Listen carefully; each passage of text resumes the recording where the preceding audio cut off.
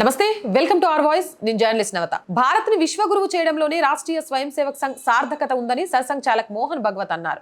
ప్రపంచంలో ప్రతి దేశం కూడా తన కర్తవ్యాన్ని నిర్వహిస్తుందని, భారత్ ని విశ్వగురు స్థానానికి చేర్చడంలోనే సంఘ్ సార్థకత ఉందన్నారు. భారతదేశ ఎదుగుదల అనే ప్రక్రియ నెమ్మదిగా జరుగుతుంది, కానీ అది నిరంతరం కొనసాగుతుందన్నారు. రాష్ట్రీయ స్వయం సేవక్ సంఘ్ యాత్ర కూడా భారత్ ఎదుగుదలతోనే ముడిపడి ఉందన్నారు. సంఘ్ కార్య శతాబ్దిని పురస్కరించుకొని ఢిల్లీలోని విజ్ఞాన భవన్ లో వ్యాఖ్యానమాల పేరుతో 3 రోజుల సమావేశం మంగళవారం ప్రారంభమైంది. మొదట సర్సంఘ్ చాలక్ మోహన్ భగవత్జీ, సర్ కార్యవాహ దత్తాత్రేయ హోసబలే భరతమాత చిత్రపటానికి పుష్పార్చన చేశారు. అనంతరం సర్సంఘ్ చాలక్ మోహన్ భగవత్జీ ప్రసంగించారు. సంఘ్ గురించి చాలా చర్చలు జరుగుతున్నాయి, కానీ ప్రామాణిక సమాచారం లేకపోవడం దురదృష్టకరమని అన్నారు. అయితే అందుబాటులో ఉన్న సమాచారం కూడా ఎక్కువగా అవగాహనపైనే ఆధారపడి ఉంది, కానీ వాస్తవాలపై కాదన్నారు. ఈసారి ఈ సంభాషణ కార్యక్రమం కేవలం ఢిల్లీలోనే కాకుండా మరో 3 ప్రదేశాలలో కూడా నిర్వహిస్తామని వెల్లడించారు. దీని ద్వారా ఎక్కువ మంది పాల్గొనే అవకాశం లభిస్తుందని, ఈ సంభాషణ కార్యక్రమంలో పాల్గొనే 70 నుంచి 75% కొత్త వారేనని అన్నారు.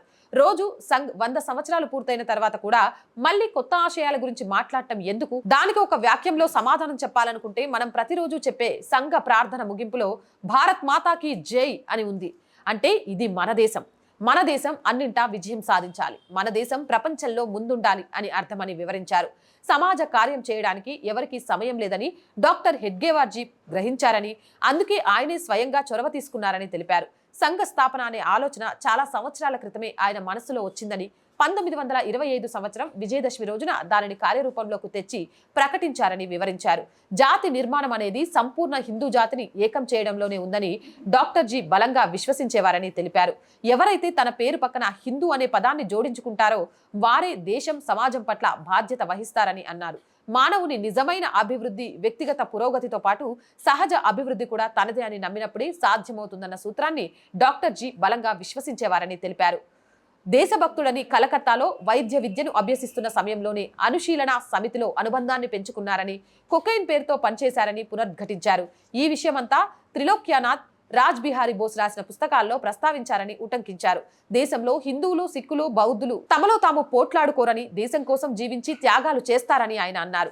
మనకు భారత్లోని ప్రతి మూలలో కూడా నాయకుల అవసరం ఉంది.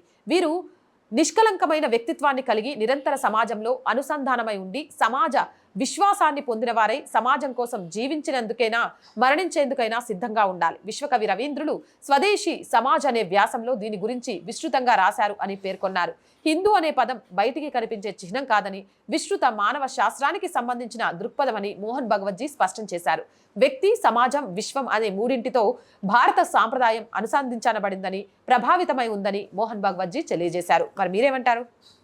అవునంటారా, కాదంటారా? మీ అభిప్రాయం ఏంటి? కామెంట్ సెక్షన్ లో పెట్టేయండి. మోర్ వీడియోస్ కోసం ఛానల్ వెంటనే సబ్స్క్రైబ్ చేయండి. చాలా మంది వీడియోస్ చూస్తున్నారండి, బట్ సబ్స్క్రైబ్ చేయడం మర్చిపోతున్నారు. ఆర్ వాయిస్ పొలిటికల్ రెండు మన ఛానల్స్ ఏనండి. So please subscribe our channels. మీరు చేసే సబ్స్క్రిప్షన్ ఈ ఛానల్కి కొండంత బలాన్ని ఇస్తుంది. అలాగే కంటెంట్ బాగుంది అనిపిస్తే లైక్ చేయండి, షేర్ చేయండి. దాని ద్వారా వీడియోస్ వైరల్గా మారతాయి. ఆర్థికంగా కొంతకాలం ఆర్ వాయిస్ని నడిపించాల్సిన బాధ్యత మీ మీదే ఉంది. ఆర్ వాయిస్కి ఆర్థికంగా సపోర్ట్ చేయాలి అంటే సబ్స్క్రిప్షన్ పక్కనే జాయిన్ అనే బటన్ ఉంది. 1 to 5 లెవెల్స్ ఉన్నాయి. ఏదో ఒక లెవెల్లో సపోర్ట్ చేయండి. లేదా స్క్రీన్ మీద గూగుల్ పే, ఫోన్పేతో పాటు అకౌంట్ డీటెయిల్స్ ఉన్నాయి. మీకు తోచిన సహాయాన్ని అందించవచ్చు. వ్యాపార ప్రకటనల కోసం 8328500576 నెంబర్ని సంప్రదించండి. జై హింద్, జై భారత్.